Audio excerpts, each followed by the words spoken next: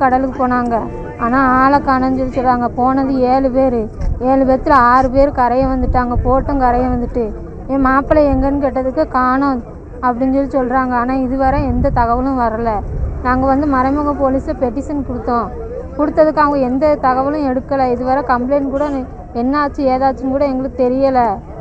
எந்த முடிவும் தெரியல. அதனால நாங்கள் தேடி வந்திருக்கோம். இந்த 6ஆம் தேதி போனாங்க.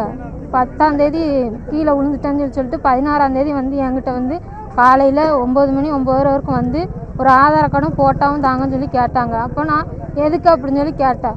உங்கள் மாப்பிள்ளையே காணோம் அப்படின்னு சொல்லியும். அப்போது நான் சொன்னால் அவங்க அம்மா வீட்டுக்கு போயிருப்பாங்க அப்படின்னு சொன்னேன். இல்லை தண்ணியில் விழுந்துட்டாங்க அப்படின்னு சொல்லி சொன்னாங்க. தண்ணியில் விழுந்துட்டாங்களா அப்படின்னு சொல்லி ஆமாம் தேட ஆள் விட்ருக்கோம் அப்படின்னு சொல்லி சொன்னாங்க.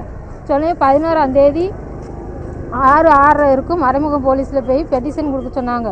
நாங்கள் கம்ப்ளைண்ட் கொடுத்து முடிய அவங்க சொன்னாங்கன்னா தேடுறதுக்கு தான் கம்ப்ளைண்ட் கொடுத்துருக்காங்க அப்படின்னு நினச்சி தான் நான் இது பண்ணேன்.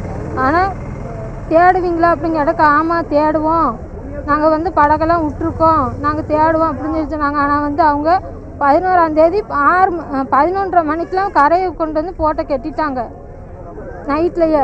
நான் கேட்கேன் திருப்பி காலையில் 12ஆம் தேதி கேட்டதுக்கு சொல்கிறாங்க நாங்கள் தேடி பார்த்தா ஆளை காணோம் அப்படின்னு சொல்லி ஒரே இதை முடிவு சொல்லிட்டாங்க.